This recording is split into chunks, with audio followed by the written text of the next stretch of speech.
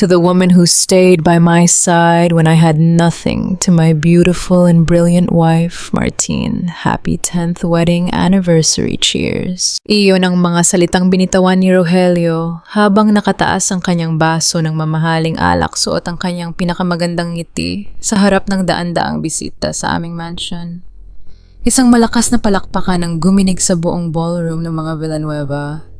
Kitang-kita ko ang paghanga sa mga mata ng mga negosyante at socialites na naroroon. Para sa kanila kami ang definition ng isang power couple. Ako ang utak sa likod ng bilyong halaga ng tagumpay ng Villanueva Group at siya naman ang muka ng kumpanya. Ngumiti ako sa kanya, isang ngiting punong-puno ng pagmamahal habang hinahawakan ang aking tiyan. Sa loob ng 10 taon ito ang sandaling pinakahihintay ko. Sa wakas magiging ganap na ang aming pamilya. Ngunit sa likod ng selebrasyong ito, may dalisay akong layunin. Pagkatapos ng party na ito, ilalabas ko ang lahat ng ebidensya ng corruption na ginagawa niya at ng kanyang ina, si Doña Esperanza. Hindi ko hahayaang lumaki ang magiging anak ko sa isang tahanang binuo mula sa nakaw na yaman. Dahan-dahan akong humiwalay sa karamihan at naglakad patungo sa aming private library sa ikalawang palapag. Kailangan ko lang kunin ang folder na naglalaman ng mga bank transfers at fake invoices na matagal kong tinago. Pagpasok ko sa silid, biglang dinaluhuhong ako ng isang matinding kirot sa aking ulo. Hindi ito ordinaryong sakit. Para itong isang matalim na kidlat na bumiyak sa aking bunggo. Nabitawan ko ang hawak kong baso. Walang tunog ng pagkabasag ang nanaig sa aking pandinig, kundi isang nakakangilong ugong. Ang kanina'y maliwanag na paligid ay biglang nagdilim at umikot. Sinubukan kong humawak sa gilid ng mesa, ngunit ang aking mga kamay ay tila nawalan ng buto. Nanghina ang aking mga tuhod at bumagsak ako sa malamig na sahig. Diyos ko, tulong. Bulong ko, ngunit kahit ang sarili kong boses ay hindi ko na marinig. Nararamdaman ko ang pag-agos ng mainit na likido sa aking ilong. Gusto kong sumigaw, gusto kong tumawag ng saklolo, pero ang aking dila ay tila naging bato. Sa gitna ng aking panlalabo ng paningin, nakita ko ang pagbukas ng pinto. Pumasok si Rogelio. Sa halip na takbo at pag-aalala ang makita ko, nanatili siyang nakatayo sa may pinto, dahan-dahang isinarado ito at inilock. Naglakad siya papalapit sa akin ng may mabagal at siguradong mga hakbang. Walang gulat sa kanyang mga mata, walang takot. Tanging isang malamig na kalkulasyon ang nandoon. Martina, ang aga naman yata ng exit mo sa sarili nating party, sabi niya sa isang boses na kasing lamig ng yelo. Sinubukan kong ianggat ang aking kamay, pilit na inaabot ang laylayan ng kanyang tuxedo. Gusto kong sabihin sa kanya na tumawag ng ambulance na ang baby namin. Ang anak namin ay nasa panganib. Pero ang tanging lumabas sa aking bibig ay isang mahinang unggol ng sakit. Yumuko siya at kinuha ang folder na nasa ibabaw ng mesa, ang folder na naglalaman ng kanyang mga kasalanan. Binuklat niya ito at ngumisi. Akala mo ba hindi ko alam? You've been a very busy bee, my dear wife. Masyado kang matalino para sa sarili mong ikabubuti. Masyado kang malinis. Kinuha niya ang kanyang lighter at sa harap ko sinilaban niya ang mga dokumento. Ang apoy ay sumasalamin sa kanyang mga mata habang unti-unting nagiging abo ang tanging alas ko laban sa kanila. Rogelio, help! The baby. Pilit kong pagsusumamo sa loob ng aking isipan. Ang aking buong katawan ay nagsimula ng manginig. Naramdaman ko ang bawat pintig ng aking puso na tila bumibigat, tila sumusuko. Anong baby, Martina? Tanong niya habang tinitingnan ang aking tiyan. Nakita niya ang maliit na puting sobre na nahulog mula sa aking bulsa, ang aking ultrasound result. Kinuha niya ito, binasa at pagkatapos ay tumawa ng mahina. A child. Sa tingin mo ba hahayaan kung magkaroon tayo ng tagapagmana na kasing talas mo? Napaka-inconvenient nito, Martina. Doña Esperanza was right. You are a threat to our legacy. Lumuhod siya sa tabi ko at hinawakan ang aking muka. Ang kanyang mga daliri ay tila mga galamay ng kamatayan.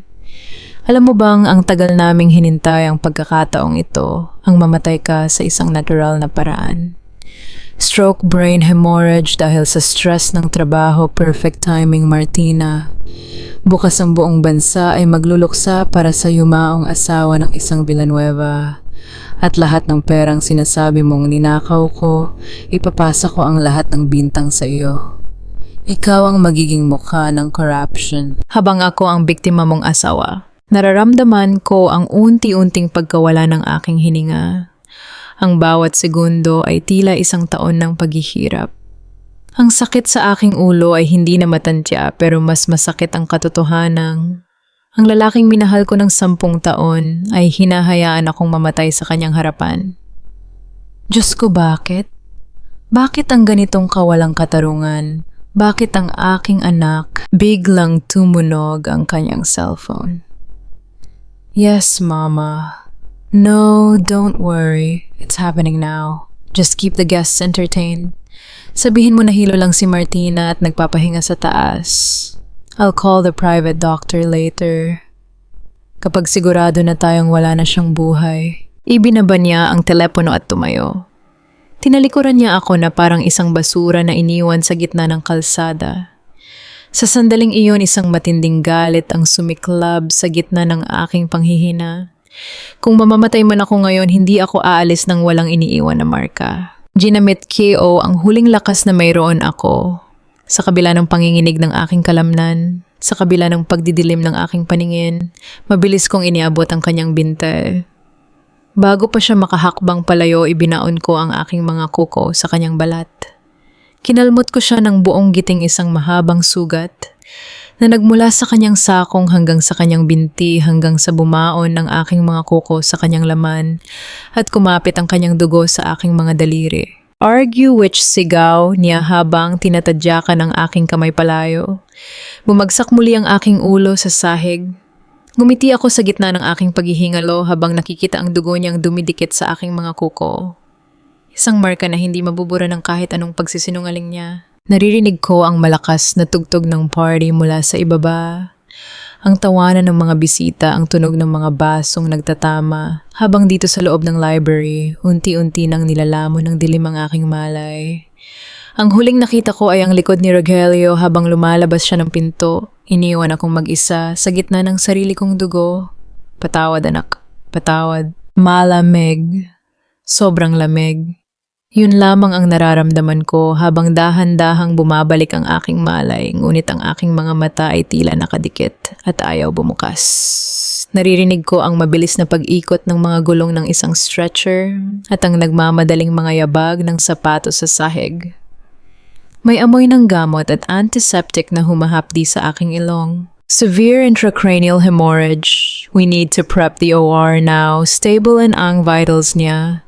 Isang boses ng lalaki ang narinig ko matatag ngunit may halong kaba. Gusto kong sumigaw na buhay pa ako na naririnig ko sila. Pero ang katawan ko ay tila isang bilanggo sa loob ng isang madilim na silid. Ramdam ko ang bawat pagyanig ng stretcher habang ipinapasok ako sa loob ng emergency room. Sa gitna ng kaguluhan narinig ko ang pamilyar na boses ng isang babae, isang boses na puno ng awtoridad at pekeng pag-aalala. Doktor, kumusta ang manugang ko? Please gawin niyo ang lahat para iligtas si Martina, sabi ni Doña Esperanza. Kung hindi ko lang alam ang katotohanan, iisipin kong talagang nag-aalala siya. Pero sa bawat salitang binibitawan niya, nararamdaman ko ang talim ng kanyang pagkukunwari. Alam ko ang linyang iyan. Yan ang linyang pang showbiz niya para sa mga taong nakapaligid sa amin sa hospital hallway. Senyora, she needs immediate surgery. May pumutok na ugat sa utak niya. Every second counts. Kailangan po naming papirmahan ang consent form sa asawa niya o sa inyo para masimulan na ang operasyon. Paliwanag ng doktor. Narinig ko ang katahimikan. Isang katahimikang mas nakakabingi kaysa sa ingay ng mga medical monitor sa paligid ko. Pagkatapos ay narinig ko ang boses ni Rogelio. Doc, delikado ba ang operasyon na yan? Tanong ni Rogelio. Ang boses niya ay tila nanginginig pero alam kong hindi iyon dahil sa takot na mawala ako. Yes, Mr. Villanueva. There are risks, but it's her only chance to survive. Naramdaman ko ang paglapit ni Doña Esperanza kay Rogelio. Naririnig ko ang mahina nilang bulungan na tila mga ahas na naglalaway sa harap ng kanilang biktima. Rogelio, isipin mo ang kumpanya. Bulong ng aking biyanan sapat lang para marinig ko sa aking kinalalagyan. If she survives but with brain damage, she will be a burden. At isipin mo ang mga dokumentong hawak niya, mas mabuti nang magpahinga na siya ng tuluyan. Let her go with dignity as a Villanueva. Pero mama, baka mahalata ng mga tao, sagot ni Rogelio. Ako ang bahala. Sabihin natin na ayaw nating mahirapan pa siya, na masyadong malaki ang risk at ayaw nating makita siyang gulay habang buhay. It's an act of mercy, Rogelio. Mercy. Pagkatapos ng ilang sandali, narinig ko muli ang boses ni Rogelio. Sa pagkakataong ito ay mas malakas at puno ng peking pighati. Doktor, ayaw kong mahirapan ang asawa ko. Kung ang operasyon ay magdudulot lang sa kanya ng mas malaking dusa, mas pipiliin naming huwag na siyang pilitin pa. We refuse the surgery. Hahayaan na lang namin ang kalooban ng Diyos. Parang gumuho ang mundo ko sa narinig ko. Ang sarili kong asawa, ang lalaking pinagkatiwalaan ko ng aking buhay at kinabukasan, ay formal na nagbigay ng hatol ng kamatayan sa akin. Hindi ito kalooban ng Diyos. Ito ay plano ng mga demonyo. Pero Mr. Villanueva, she's young. May malaking chance pa siya. Giit ng doktor pero mabilis siyang pinutol ni Doña Esperanza. Huwag mo kaming turuan kung ano ang makabubuti sa pamilya namin, doktor. Ihanda ang papers. We will sign the waiver of refusal. Now. Naramdaman ko ang unti-unting paglayo ng kanilang mga boses. Iniwan nila ako. Iniwan nila akong mamatay sa loob ng malamig na silid na ito para lamang protektahan ang kanilang mga nakaw na yaman. Napaluha ako sa loob ng aking isipan. Ang anak ko, ang aming munting pangarap, kinuha na nila ang lahat sa akin. Ngunit sa gitna ng kadilimang iyon, naramdaman ko ang isang mainit na kamay na humawak sa aking palad. Isang haplos na kakaiba sa lamig ng paligid. Senyora Martina, bulong ng isang boses. Isang boses na parang narinig ko na noon maraming taon na ang nakalilipas. Dr. Vicente, ano ang ginagawa mo? Pinirmahan na ng pamilya ang waiver. Wala na tayong magagawa, narinig kong sabi ng isang nurse. Hindi ako papayag, sagot ng lalaking humahawak sa kamay ko. Ang boses niya ay puno ng determinasyon. Siya ang dahilan kung bakit ako naging doktor. Siya ang lihim na nagpaaral sa akin noong tinanggal ako ni Rogelio sa trabaho dahil sa isang pagkakamaling hindi ko naman ginawa. Hindi ko hahayaang mamatay ang nag-iisang taong naniwala sa akin. Pero doktor, mapapahamak ka, pamilya Villanueva ang kalaban mo, pwede kang matanggalan ng lisensya. Naramdaman ko ang paghigpit ng hawak ni Dr. Vicente sa aking kamay. Hayaan mo silang idemanda ako. I will take full responsibility. I'm signing the emergency consent as her attending physician. Under the life-saving necessity clause. Ihanda ang OR. Ngayon din, sa sandaling iyon parang nagkaroon ng liwanag sa gitna ng aking kawalan ng pag-asa. May isang tao pa palang handang itaya ang lahat para sa akin. Ngunit habang inihahanda ang aking operasyon, isang huling boses ang narinig ko bago ako tuluyang lamunin ng anesthesia. Isang boses na mula sa aking alaala, ang boses ni Doña Esperanza na tila bumubulong sa aking tainga. Kahit mabuhay ka pa, Martina, wala ka nang babalikan. Wala na ang kumpanya, wala na ang anak mo at lalong-lalo na wala na ang tiwala ng mundo sa iyo. Puti. Lahat ng nakikita ko ay puti. Ang kisame ang mga kurtina at ang liwanag na tumatama sa aking mga mata na tila libu-libong karayom na tumutusok sa aking malay. Sinubukan kong igalaw ang aking mga daliri. Mabigat. Tila ba ang buong katawan ko ay nakabaon sa semento. Isang matunog at paulit-ulit na tunog mula sa heart monitor ang tanging nagpapatunay na tumitibay pa ang aking puso. Ngunit sa bawat pintig nito may isang bahagi ng aking alaala ang unti-unting nagbabalik. Ang party, ang anibersaryo, ang malamig na titig ni Rogelio, At ang folder na naging abo sa harap ko. Bigla akong sinalakay ng isang matinding takot. Hindi para sa sarili ko, kundi para sa buhay na dinadala ko. Dahan-dahan sa kabila ng hapdi ng mga tubo na nakakakabit sa aking katawan, dinala ko ang aking nanginginig na kamay sa aking tiyan. Walang pintig. Wala ang pamilyar na bigat na dati ay nagpapangiti sa akin tuwing umaga. Ang dati matambok na bahagi ng aking pagkatao ay tila naging isang malalim at malamig na hukay. Hindi maari. Bulong ko. Ang boses ko ay gasgas at halos hindi lumalabas sa aking lalamunan. Bumukas ang pinto ng silid. Pumasok si Dr. Vicente. Pagkakita niya sa aking gising na kalagayan, mabilis siyang lumapit, ngunit ang kanyang mga mata ay puno ng lungkot na hindi niya kayang itago sa ilalim ng kanyang profesionalismo. Senyora Martina, kailangan niyo pong huminahon. Huwag po kayong biglang kikilos, sabi niya habang dahan-dahang hinahawakan ng aking balikat. Tiningnan ko siya ng diretso sa mga mata. Ang aking mga luha ay nagsimula ng umagos, tahimik, ngunit tila kumukulong tubig na humahapdi sa aking pisanggi. Doktor, ang baby ko, sabihin mo sa akin. Nasaan ang anak ko? Yumuko si Vicente. Ang katahimikan niya ay tila isang malakas na sampal sa aking muka. Sa sandaling iyon gumuho ang huling piraso ng aking mundo. I'm so sorry, senyora. Ginawa namin ang lahat. Pero dahil sa tindi ng hemorrhage at sa tagal bago kayo naisugod sa operasyon, hindi na nakayan ng bata. We had to choose your life, senyora. I'm sorry. Isang impit na tili ang lumabas sa aking dibdib. Wala akong boses para sumigaw kaya ang sakit ay nanatili sa loob, dinudurog ang bawat himaymay ng aking puso. Ang asawa ko, ang ama ng batang ito. Siya ang pumatay sa sarili niyang anak.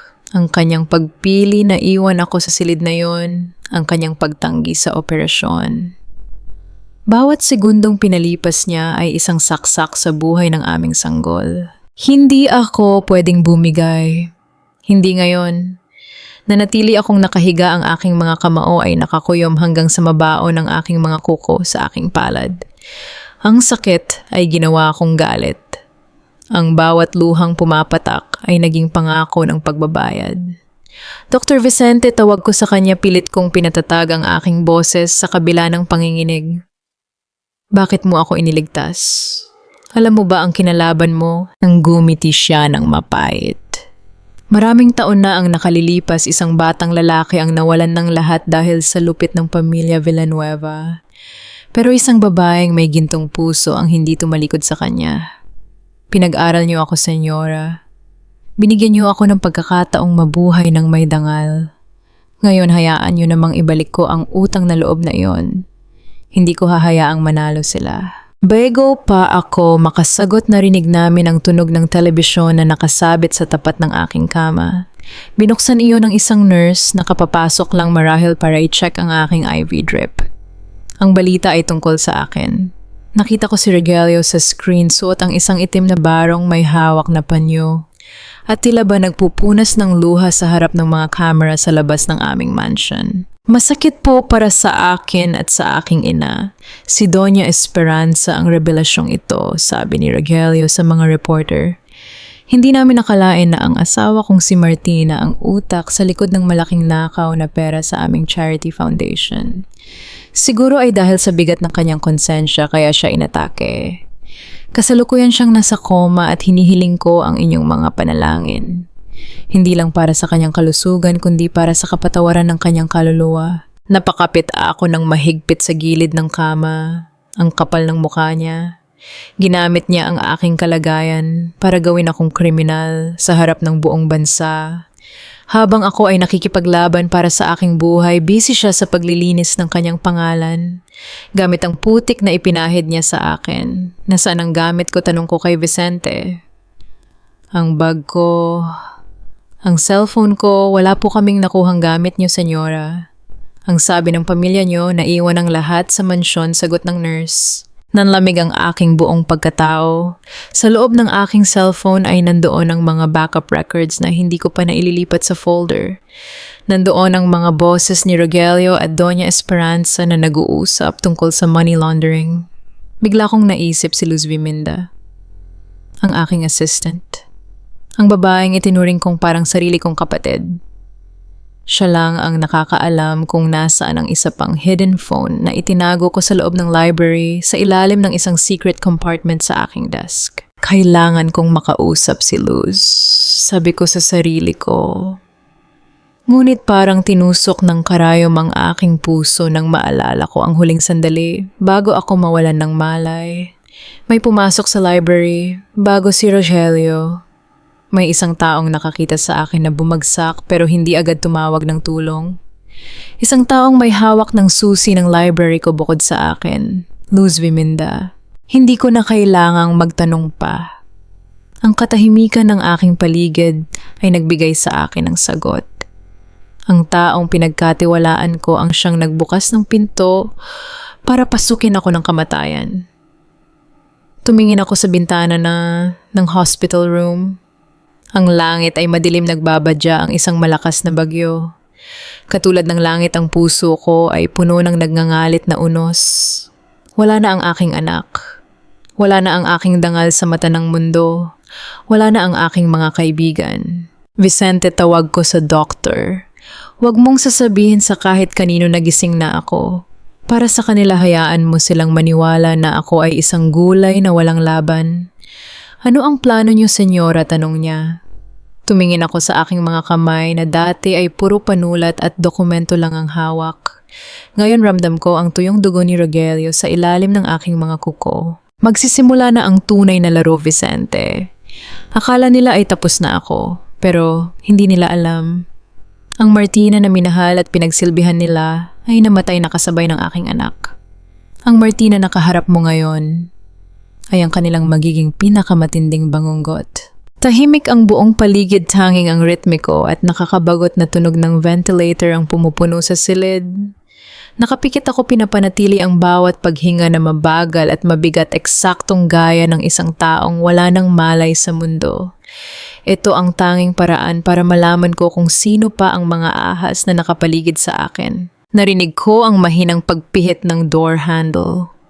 Ang bawat yabag ng sapatos sa tiles ay tila ba dahan-dahan nag-aalangan hanggang sa maramdaman ko ang amoy ng pabango, isang floral scent na ako mismo ang nagregalo sa kanya noong nakaraang Pasko.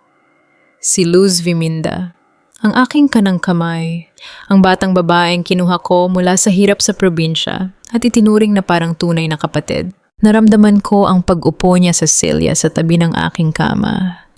Narinig ko ang kanyang malalim na buntong hininga. At pagkatapos ay ang marahang paghaplos niya sa aking kamay. Pero hindi ito ang haplos ng pagkalinga. Ito ay malamig, nanginginig at puno ng malisya. Ate Martina, bulong niya. Garalgal ang kanyang boses, parang iiyak. Sorry po. Patawarin niyo po ako sa nagawa ko. Nanatili akong estatwa. Sa loob-loob ko, gusto kong idilat ang aking mga mata at tanungin siya kung bakit.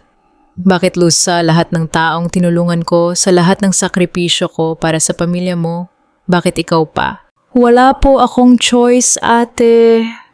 Pagpapatuloy niya, tila ba nakikipag-usap sa isang bangkay. Sabi ni Senyora Esperanza, kung hindi ko ibibigay ang cellphone mo at ang backup files, ipapakulong nila ang nanay ko sa probinsya. Alam niyo naman kung gaano sila kapangyarihan. Hinalughog ko ang library niyo bago pa dumating si Sir Rogelio. Nahanap ko ang hidden compartment. Doon ko naramdaman ang isang matalim na balaraw na tumusok sa aking puso. Ang tiwalang ibinigay ko sa kanya ay naging sandata na ginamit niya para ibaon ako sa hukay. Hindi lang niya ako basta pinanood na mamatay, siya ang nag-abot ng baril sa mga pumatay sa akin. Narinig ko ang pagbukas ng kanyang bag. May kinuha siyang gamit. Kailangan ko lang pong siguraduhin kung may iba pa kayong tinatagong kopya. Sinabi ko kay Sir Rogelio na wala na, pero alam ko kung gaano kayo katalino, ate. Hindi kayo maglalagay ng lahat ng itlog sa iisang basket. Naramdaman ko ang kanyang mga kamay na dahan-dahang humahawak sa ilalim ng aking unan, pagkatapos ay sa ilalim ng aking kama. Hinahanap niya ang anuman, isang flash drive, isang pirasong papel, o kahit anong ebidensya na pwedeng gamitin laban sa mga Villanueva. Sa sobrang galit ko, naramdaman ko ang pagbilis ng tibok ng aking puso. Ang heart monitor sa tabi ko ay nagsimulang tumunog ng mas mabilis. Beep, beep, beep. Ate, gising ka ba? Nangginginig niyang tanong. Lumapit ang mukha niya sa akin. Ramdam ko ang hininga niya sa aking pisngi.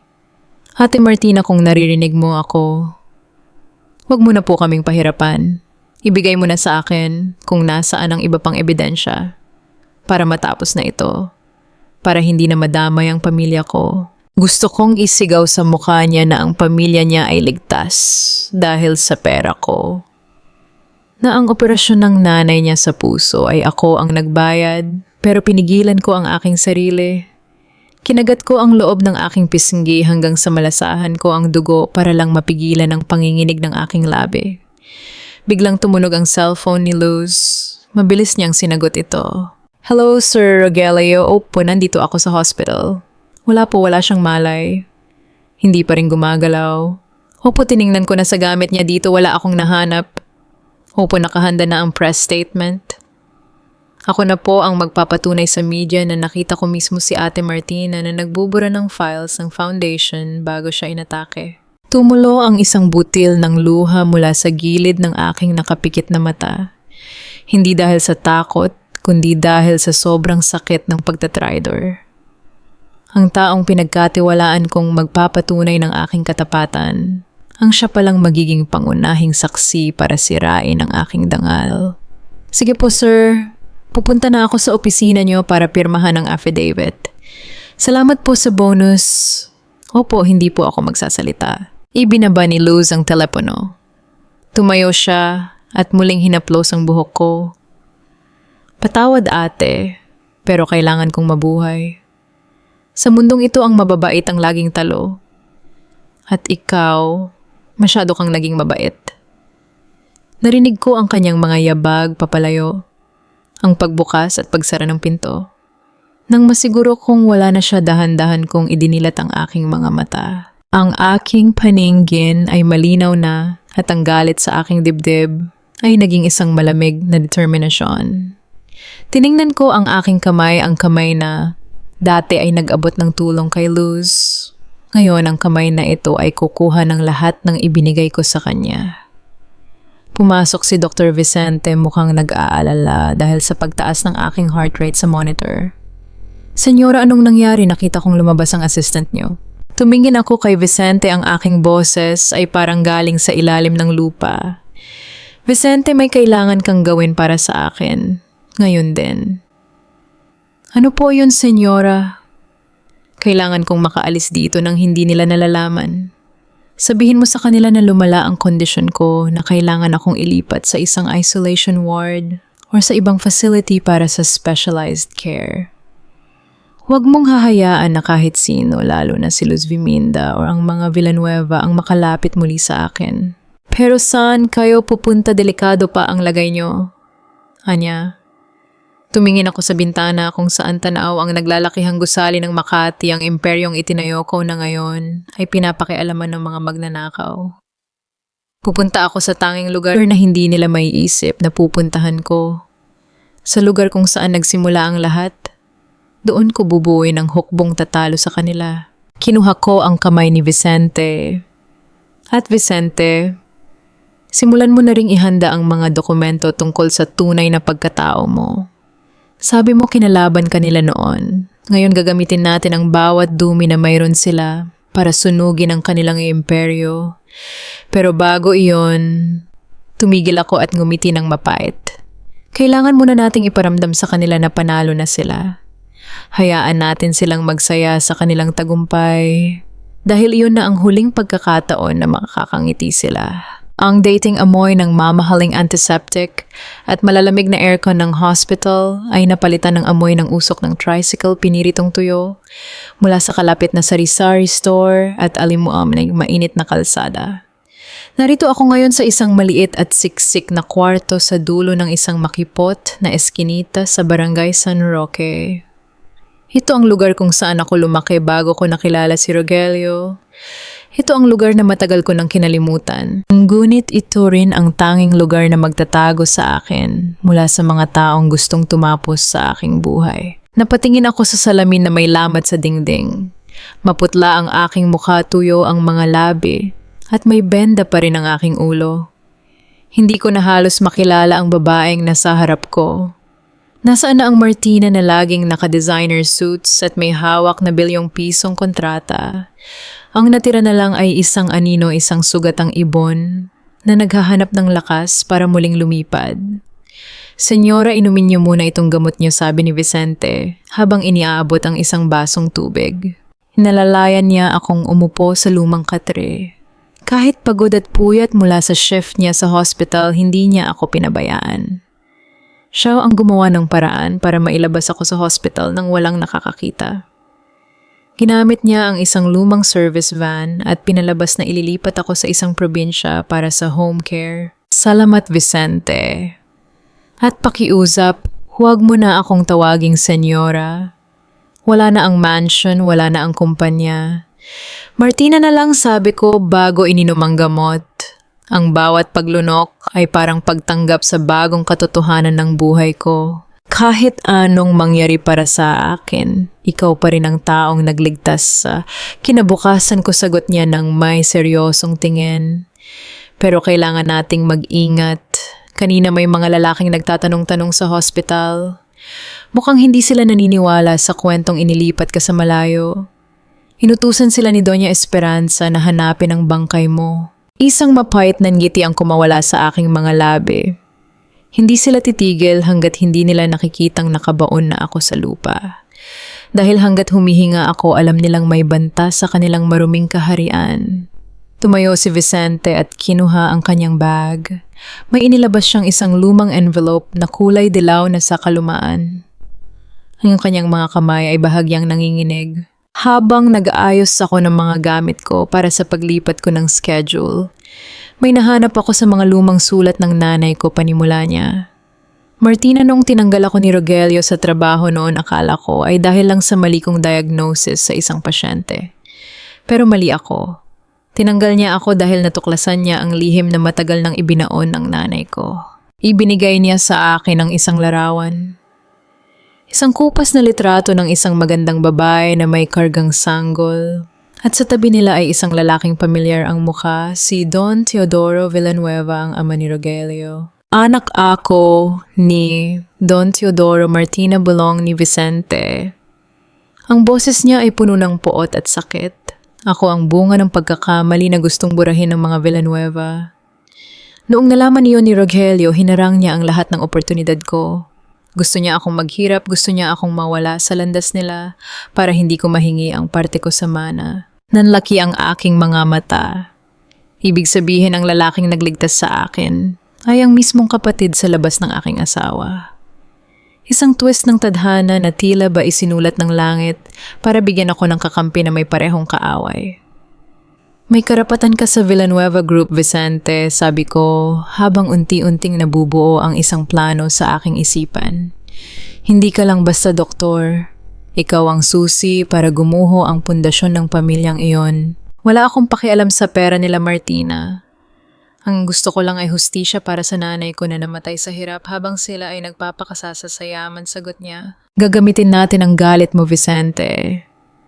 At gagamitin natin ang talino ko, sabi ko, habang pilit na tumatayo. Kahit masakit ang aking ulo, ang aking isipan ay nagsisimula ng gumana ng mabilis. Magsisimula tayo sa baba. Magtatayo tayo ng sarili nating kumpanya. Isang maliit na kumpanya ng konsultasyon para sa mga negosyanteng niloloko at inaapi ng mga Villanueva.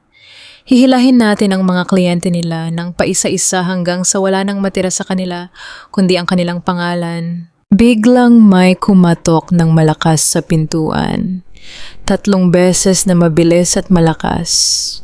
Aling Marta, Aling Marta, may mga pulis sa labas, naghahanap ng isang babaeng. Galing hospital, sigaw ng isang kapitbahay mula sa labas. Napatitig kami ni Vicente sa isa't isa. Ang kaba ay bumalatay sa aming mga muka. Hindi pa ako handang humarap sa kanila. Masyado pa akong mahina. Dito ka lang, Martina. Huwag kang gagawa ng kahit anong ingay, bulong ni Vicente habang dahan-dahang lumalapit sa bintana para sumilip. Narinig ko ang ingay ng radyo ng pulis at ang malalakas na boses ng mga lalaking nagtatanong sa mga nakatira sa barangay. Ang bawat yabag sa labas ay tila ba papalapit sa aking pinagtataguan. Napakapit ako sa aking dibdib, pinipigilan ang bawat mabilis na paghinga. Kung mahuhuli nila ako ngayon, tapos na ang lahat. Wala nang hustisya para sa anak ko. Wala nang pagbabayad para kay Rogelio. Sa gitna ng tensyon, narinig ko ang boses ng isang matandang babae sa labas. Ay nako, sir, walang bagong mukha dito sa amin. Puro kami mahihirap dito. Walang pambayad sa hospital. Kaya wag kayong maghanap ng pasyente dito. Narinig ko ang pag-alis ng mga yabag at ang paglayo ng tunog ng makina ng sasakyan. Huminga ako ng malalim, ramdamang pawis na namumuo sa aking noo. Isang babala ito. Hindi ako ligtas kahit sa ang sulok ng mundo hanggat ang mga Villanueva ang may hawak ng batas. Kailangan nating bumilis, Vicente, sabi ko, ang aking mga mata ay nagniningning na sa galit. Hindi lang tayo magtatago. Mula sa araw na ito, sisiguraduhin nating ang bawat sentimong hawak nila ay magiging abo. At sisimulan natin iyon sa taong pinagkakatiwalaan ni Rogelio ngayon. Ang kanyang kabit na si Camila. Kinuha ko ang lumang notebook sa tabi ng katre at isinulat ang unang hakbang ng aking paghihiganti. Hindi na ako si Martina Villanueva. Ako na ang bagyo na wawasak sa kanilang lahat. Isang taon ang mabilis na lumipas mula ng gabing iwan ako ng kamatayan sa library ng mga Villanueva. Ngayon nakatayo ako sa harap ng salamin ng isang high-end hotel suite. Hindi na bilang isang pasyente, kundi bilang si Madam M, isang misteryosong consultant na kinatatakutan at hinahangaan sa mundo ng corporate business. Sa tulong ni Vicente, unti-unti kaming nakapag-ipon ng sapat na puhunan mula sa mga maliliit na negosyanteng tinulungan naming makabangon laban sa mga mapang-aping korporasyon. Ang mukha ko, salamat sa ilang maingat na cosmetic procedures at bagong hairstyle, hindi na ako ang dating Martina na kilala ng lahat. Ang dating maamong mga mata ay napalitan ng titig na kasing talim ng katana. Handa na siya, Martina'y bulong ni Vicente habang inaayos ang kanyang coat. Siya ang tumatayo bilang business manager ko.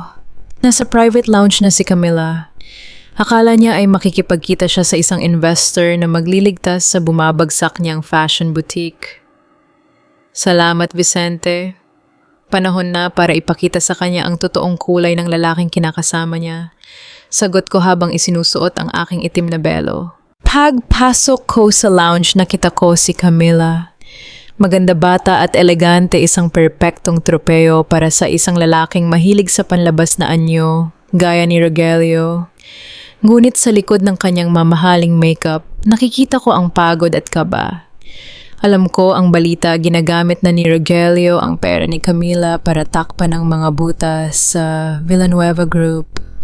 Good afternoon, madam. Bati ni Camila, pilit ang ngiti.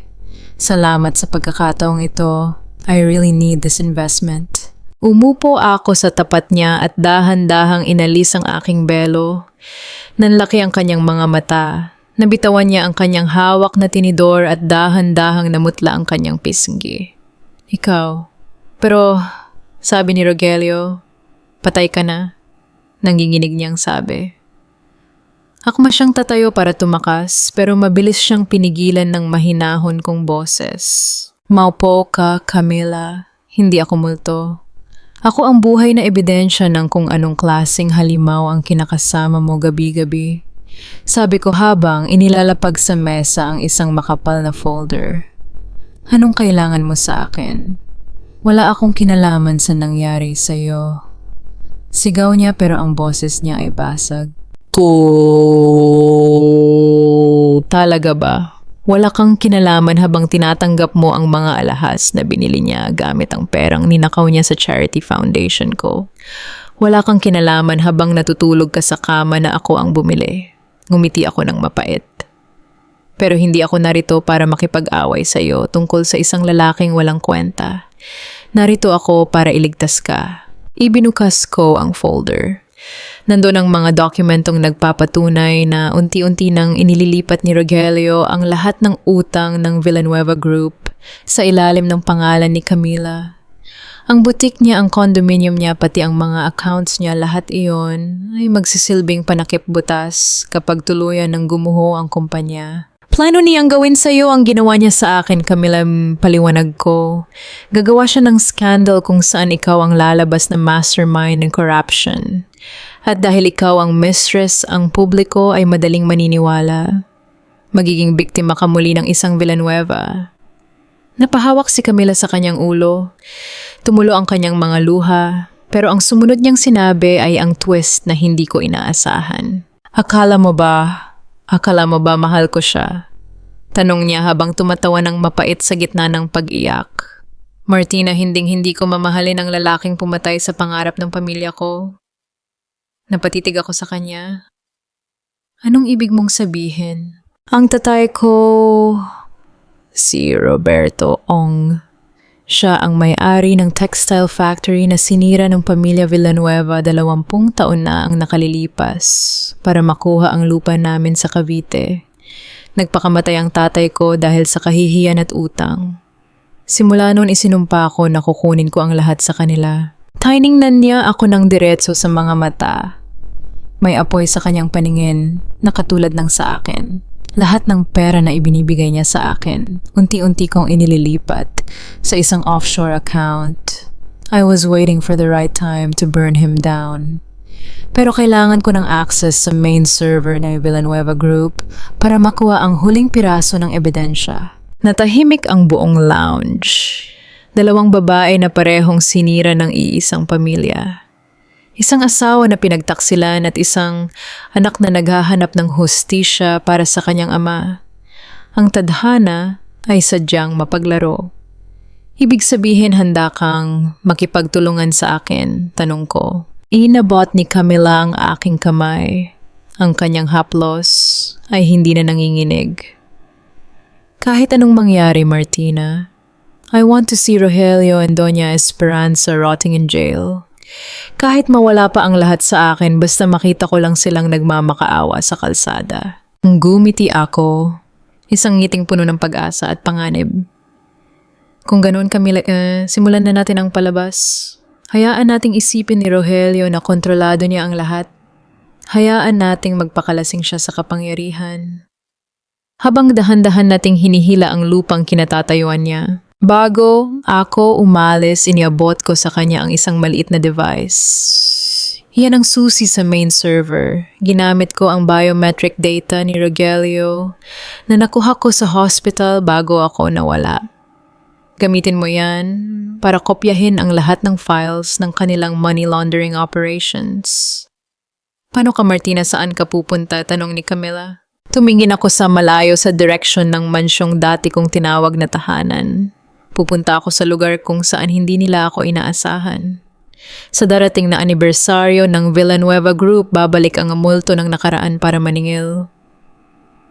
What do you mean nag-pull out ang San Jose Group kagabi lang ay kausap ko si Mr. San Jose sa golf club? Everything was fine. Ang boses ni Rogelio ay guminig sa buong boardroom ng Villanueva Group. Pulang-pula ang kanyang mukha. At halos lumabas ang mga ugat sa kanyang leeg sa sobrang galit. Sa harap niya nakayuko ang kanyang mga marketing executives nanginginig sa takot at hindi makasagot. Sir, ang sabi po nila, may mas magandang offer daw silang natanggap mula sa isang kumpanya ng konsultasyon. At hindi lang po sila, sir, pati ang Montenegro Holdings at ang logistics partner natin sa Batangas, nagpadala na rin ng notice of termination ng contract. Paliwanag ng kanyang head secretary sa isang nanginginig na boses. Hampas and G Mesa ang isinagot ni Rogelio. Isang malakas na kalabog na nagpatahimik sa lahat. Sino-sinong kumpanya ang may lakas ng loob na banggain ng mga Villanueva? M Consultancy po, sir. Ang balita ay pinatatakbo ito ng isang banyagang investor na nagngangalang Madam M. Wala pong nakakakita sa mukha niya pero lahat ng mga kliyente natin na lumilipat sa kanya ay tila bahawak niya sa leeg dahil sa dami ng alam niyang dumi tungkol sa kanila. Napaupo si Rogelio sa kanyang swivel chair.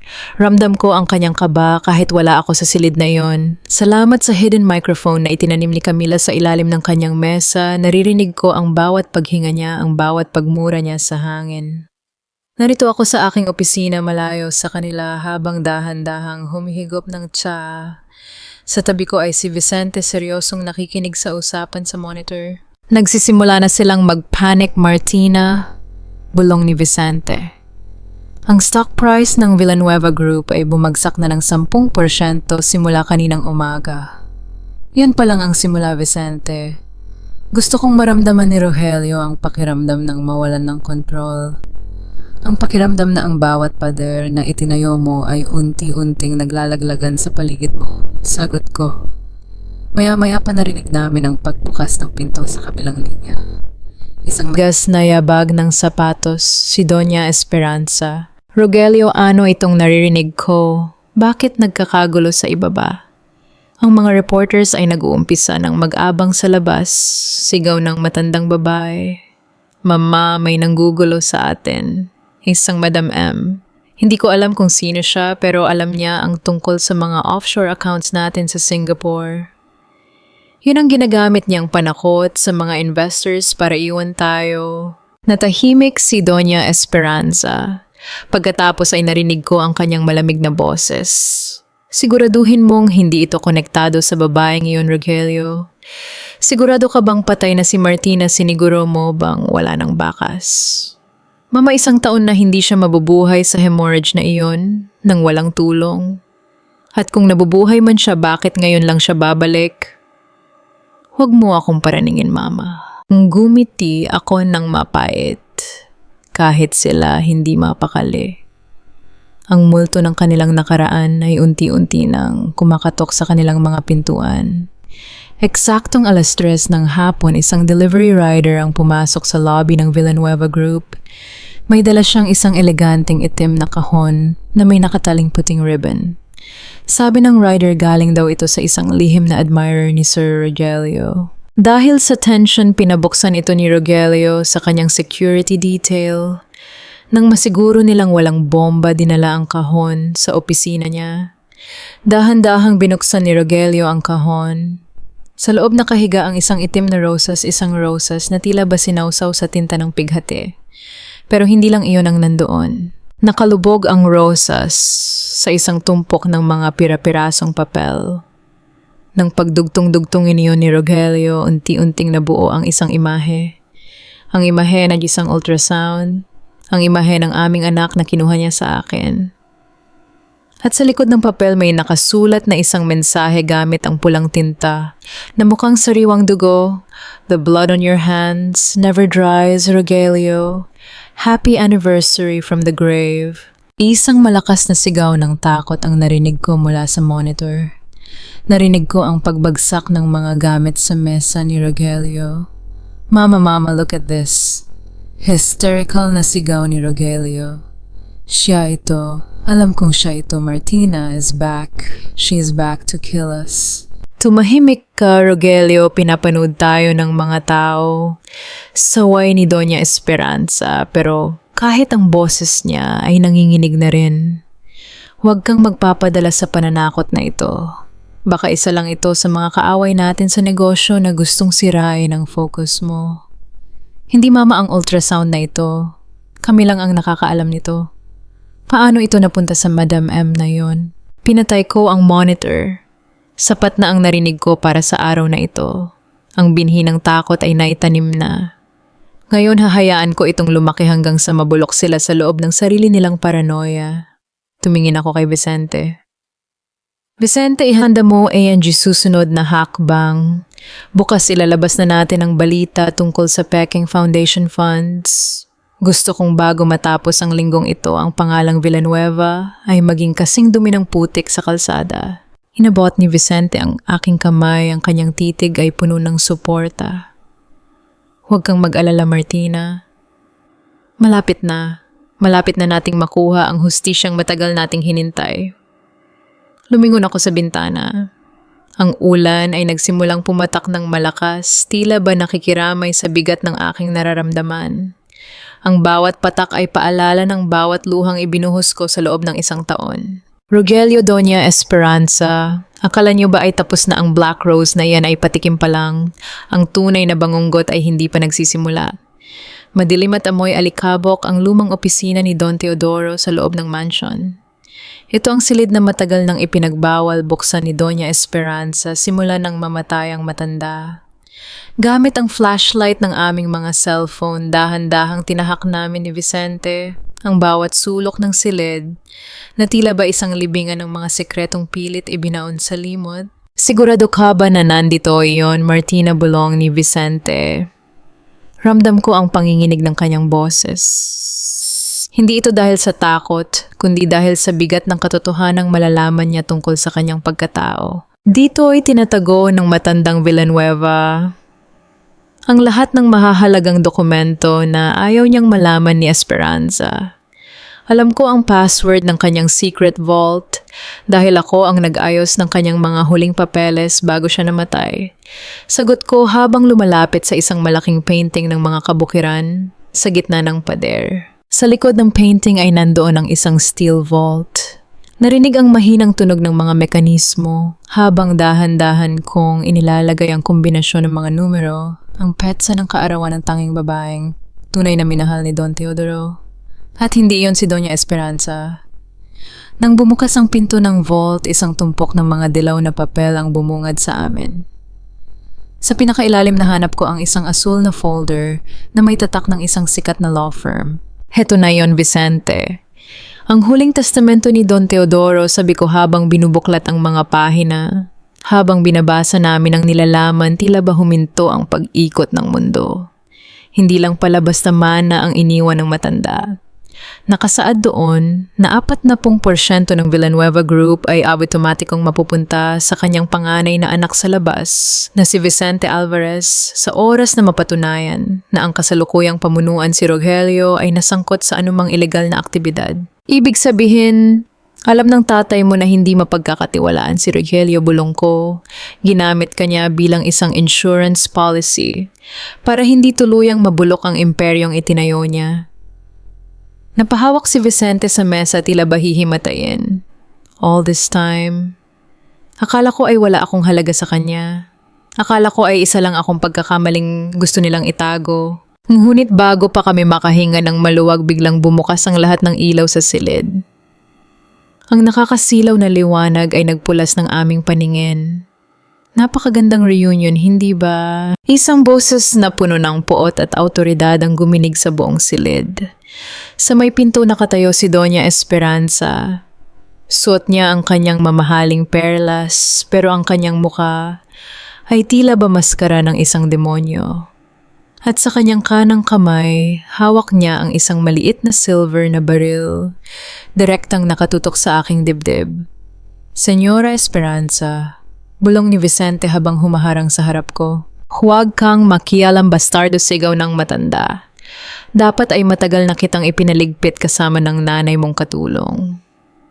At ikaw, Martina, akala mo ba ay hindi ko malalaman ang tungkol sa Madam M na iyon? Masyado kang naging kampante. Masyado kang naging maingay.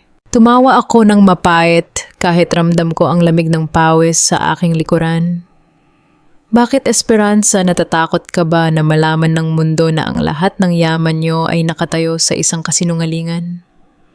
Natatakot ka ba na bumalik ka sa pagiging mahirap at walang kwentang babae gaya ng dati? Nanlaki ang mga mata niya. Ang kanyang kamay na humahawak sa baril ay nagsimulang manginig. Wala kang alam. Hindi mo alam kung anong hirap ang dinanas ko para marating ang posisyong ito. Hindi ko hahayaang ang isang tulad mo o ang isang bastardong ito ang wawasak sa lahat ng pinaghirapan ko. Pinaghirapan. Ang pumatay ng bata ay bahagi ba ng pinaghirapan mo, sigaw ko? Ang alaala ng aking anak ay muling nagpaalab ng aking galit. Hinayaan niyo akong mamatay. Pinatay niyo ang anak ko. Isang sakripisyo lang iyon. Para sa mas malaking layunin, Martina, malamig niyang sagot. At ngayon tatapusin ko na ang nasimulan ni Rogelio. Walang makakaalam na namatay kayo rito. Palalabas ko na nahuli ko kayong nagnanakaw at napilitan akong ipagtanggol ang sarili ko. Dahan-dahan niyang kinalabit ang gatilyo. Narinig ang tunog ng bakal na nagtatama. Napapikit ako hinihintay ang hapdi ng bala. Ang gunit, bago pa man pumutok ang baril, isang malakas na kalabog ang narinig mula sa labas ng bintana. Ang mga salamin ay nabasag at isang pamilyar na boses ang sumigaw. Ay baba mo ang baril, Esperanza, tapos na ang palabas niyo. Ang katedral ay puno ng bango ng mga sariwang bulaklak at usok ng insenso, isang tagpong tila ba napakasagrado at payapa. Narito ang lahat ng makapangyarihang tao sa bansa, mga politiko, mga negosyante, at ang media para sa Thanksgiving Mass ng ika-60 anibersaryo ng Villanueva Group. Sa gitna ng altar nakaupo sina Rogelio at Doña Esperanza, suot ang kanilang pinakamagandang barong at terno, tila ba mga santong tinitingala ng lahat. Nakaligtas kami sa mansion ng gabing iyon dahil sa mabilis na pagdating ni Camila kasama ang mga tauhan ng kumpanya. Nalihim na niyang nakuha ang panig. Ngayon suot ang isang eleganteng kulay abong terno at isang malapad na sombrero na may belo. Dahan-dahan akong naglakad papasok sa gitna ng aisle. Hindi nila ako nakikilala. Para sa kanila isa lamang akong late na bisita. Umupo ako sa bandang unahan, sapat na distansya para makita ang bawat reaksyon sa kanilang mga mukha. Tumayo si Rogelio sa podium para magbigay ng kanyang speech. Ang tagumpay ng Villanueva Group ay hindi lamang dahil sa aming talino, kundi dahil sa integridad at pagmamahal sa pamilya. Sa kabila ng mga trahedyang hinarap namin, sa kabila ng pagtatrader ng aking dating asawa, nanatili kaming matatag dahil sa grasya ng Panginoon. Isang mapait na ngiti ang sumilip sa aking mga labi. Pagkukunwari, isang napakalaking pagkukunwari sa harap ng dambana. Integrity is a word that doesn't exist in your vocabulary, Rogelio. Ang aking boses ay hindi malakas, ngunit dahil sa katahimikan ng simbahan, umalingaw-ngaw ito hanggang sa huling upuan. Ang lahat ng tao ay lumingon sa akin. Dahan-dahan kong inalis ang aking belo at tumayo. Narinig ko ang sabay-sabay na pagsinghap ng mga tao. Ang camera ng mga media ay agad na itinuon sa akin. Nakita ko ang unti-unting pagkawala ng kulay sa mukha ni Rogelio. Nabitawan niya ang kanyang hawak na mikropono na lumikha ng isang nakakarinding ingay sa buong cathedral. Martina, nautal na sabi ni Rogelio. Ang kanyang mga mata ay parang lalabas sa orbit sa sobrang gulat at takot. Multo, bulong ni Doña Esperanza habang napapakapit sa kanyang rosaryo. Hindi ako multo, Esperanza. Ako ang babaeng iniwan niyo sa gitna ng kamatayan para lang protektahan ang inyong mga nakaw na yaman, sabi ko, habang dahan-dahang naglalakad papalapit sa kanila. Ang bawat yabag ng aking sapatos ay tila ba tunog ng hatol sa kanilang pandinig. Inilabas ko ang isang dokumento, ang Waiver of Refusal to Surgery, na pinirmahan nila 1 taon na ang nakalilipas. Gusto niyo bang malaman ng lahat kung gaano kabuti ang pamilyang ito? Hinarap ko ang mga reporters. Narito ang dokumentong nagpapatunay na habang nag-aagaw buhay ako ang sarili kong asawa at biyena ng pumirma para pigilan ng mga doktor na iligtas ang buhay ko. Pinili nilang mamatay ako para hindi lumabas ang kanilang mga anomalya. At dahil doon, namatay ang anak ko. Namatay ang apo niyo, Esperanza. Ang bulunggan sa loob ng simbahan ay naging isang malakas na ingay ng pagkagimbal. Ang mga camera ay patuloy sa pag-flash. Nakita ko ang pawis na bumubutil sa noo ni Rogelio. Sinunggaling ka, fake ang dokumentong iyan. Gawa-gawa mo lang iyan. Para sirain kami, sigaw ni Rogelio, pero ang boses niya ay basag at puno ng desperasyon. Kung fake iyan, bakit hindi mo itanong sa doktor na saksi sa lahat? Mula sa likuran ng simbahan, naglakad papalapit si Vicente. Suot niya ang kanyang puting doctor's coat, mukhang matatag at puno ng dangal. Ako ang doktor na yon, sabi ni Vicente. At hindi lang ako saksi sa krimen niyo. Ako rin ang anak ni Don Teodoro Villanueva, ang kapatid mo sa labas, Rogelio. At hawak ko ang huling testamento ni Papa na nagpapatunay na wala na kayong karapatan sa kumpanyang ito dahil sa inyong mga ilegal na gawain. Para silang binuhusan ng malamig na tubig. Ang hiya na pilit nilang iniiwasan ay dumating ng mas matindi kaysa sa kanilang kinatatakutan. Sa harap ng Diyos at ng tao, ang kanilang maruming lihim ay tuluyan ng nabuksan. Wala kayong ebidensya, wala kayong mapapatunayan, sigaw ni Doña Esperanza habang pilit na tumatayo. Ngunit, bago pa siya makahakbang lumapit si Camila, inilabas niya ang kanyang cellphone at ikinonekta ito sa malaking projector na ginagamit para sa misa. Lumabas doon ang mga audio recordings ng kanilang mga pag-uusap tungkol sa money laundering at ang plano nilang patayin ako. Everything is recorded. Rogelio, sabi ni Camila nang may malamig ng ngiti. I was never your lover. I was your executioner. Nanlumo si Rogelio. Napaluhod siya sa gitna ng altar, hindi dahil sa pagsisisi, kundi dahil sa bigat ng pagkatalo. Si Doña Esperanza naman ay napahawak sa kanyang dibdib, tila ba inaatake sa puso, ngunit walang sino man sa mga bisita ang lumapit para tumulong. Tiningnan ko si Rogelio ng huling beses. Walang galit, wala ng sakit, tanging isang malalim na pagkamuhi at awa. Sabi mo kanina, integrity is everything, Rogelio. Ngayon tingnan mo ang sarili mo. Wala kang pera, wala kang kumpanya, at wala ka ng dangal.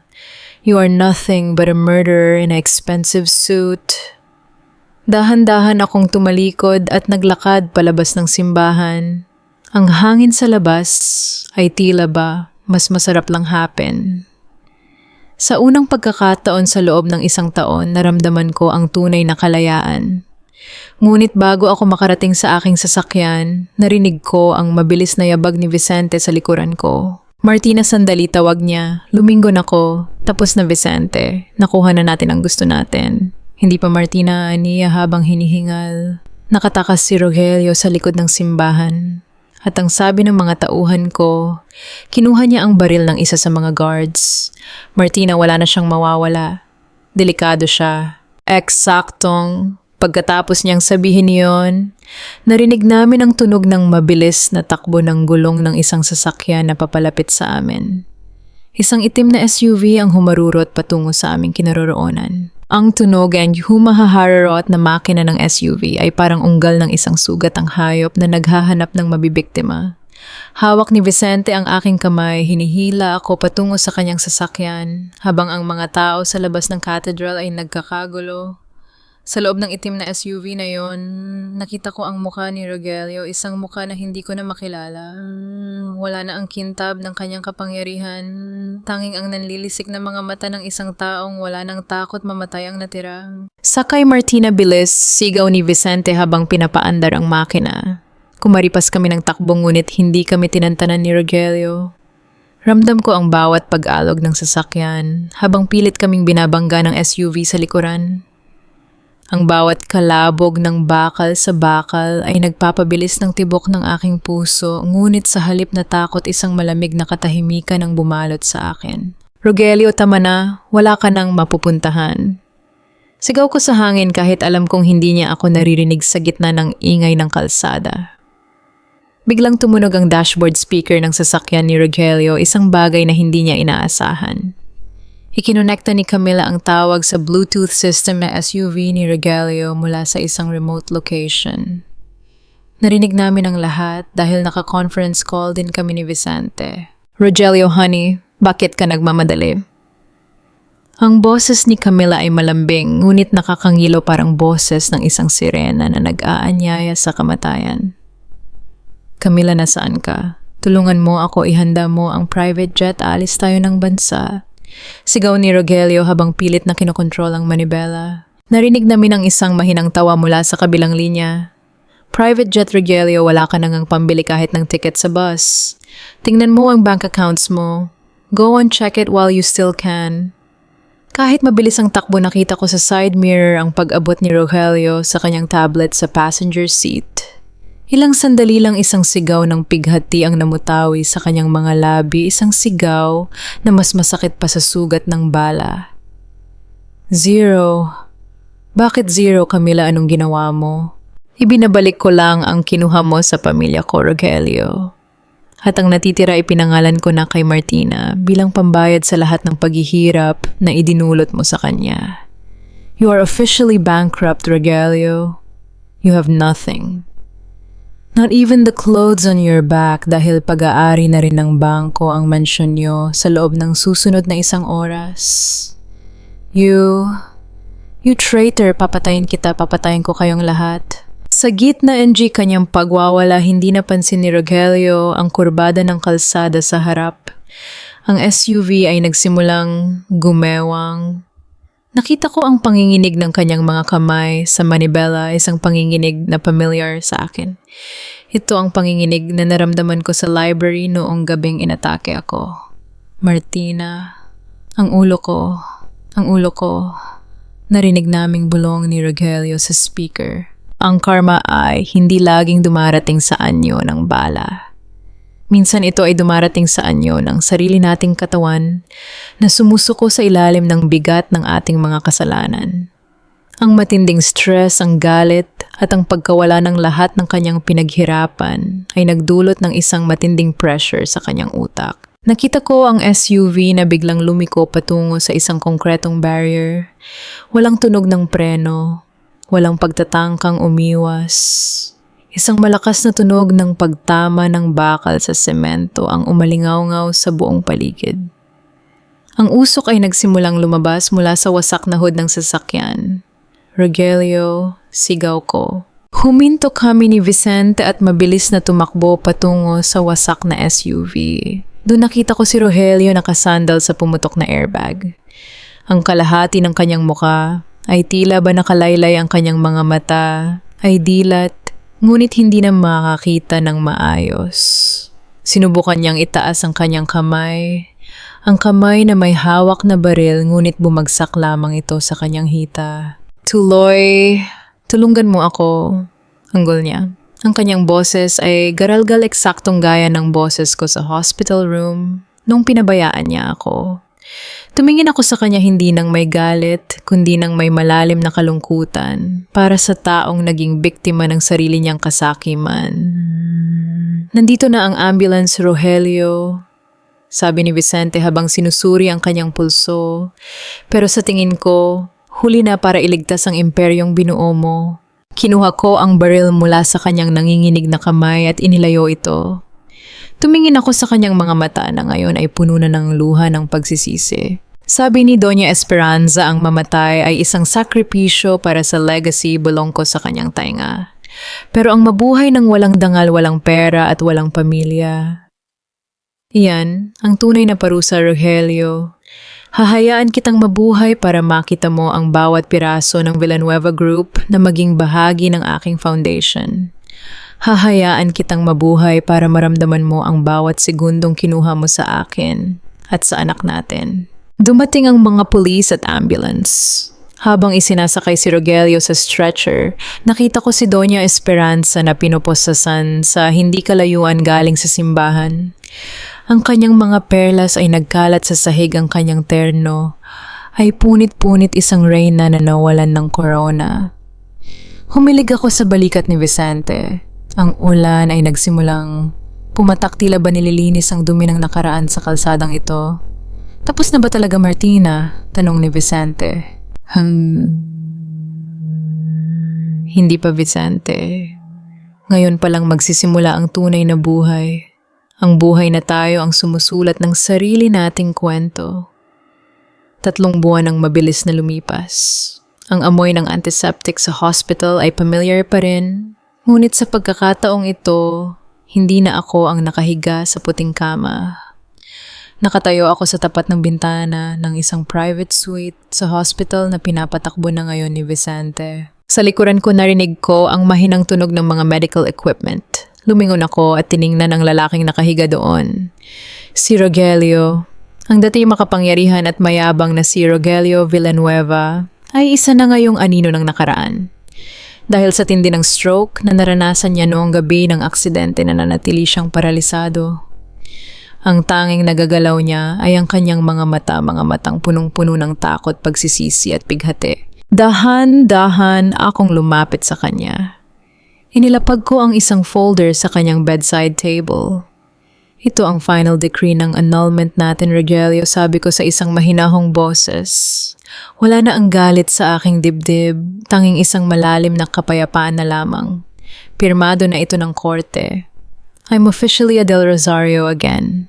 Binabalik ko na sa'yo ang apelidong ginamit mo para manira ng buhay ng ibang tao. Nakita ko ang pagkinang ng luha sa kanyang mga mata.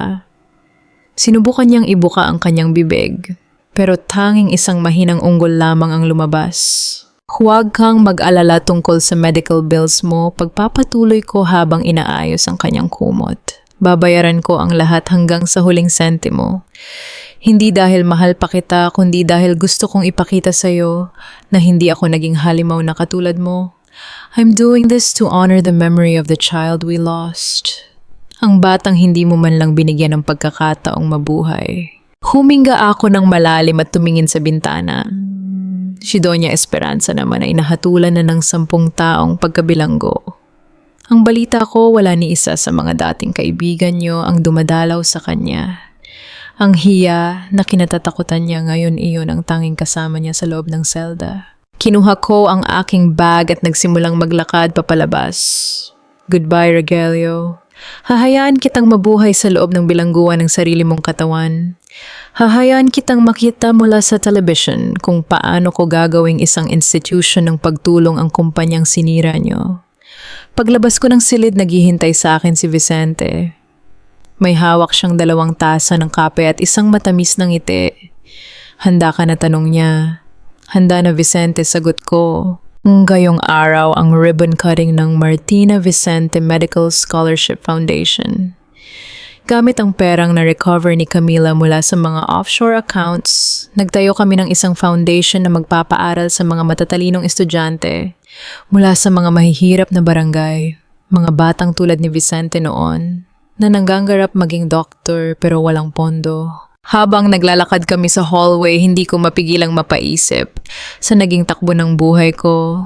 Naranasan kong rin iwanan sa gitna ng kamatayan at mawalan ng anak. Pero sa kabila ng lahat ng sakit, nahanap ko ang aking tunay na lakas. Ang katarungan ay hindi laging dumarating sa mabilis na paraan, pero sa huli ang katotohanan ay laging nananaig. Martina, tawag ni Vicente habang nasa loob kami ng elevator. Ano ang balita kay Camila? Nasa Switzerland na siyang ngiti ko. Nagpadala siya ng sulat kagabi. Sabi niya sa wakas ay nakakahinga na siya ng maluwag. Binenta na niya ang boutique niya at nag-donate din siya sa foundation natin bilang parangal sa tatay niya. Mabuti naman niya. Tumingin si Vicente sa akin, may halong paghanga at isang damdaming hindi na kailangan pang bigkasin.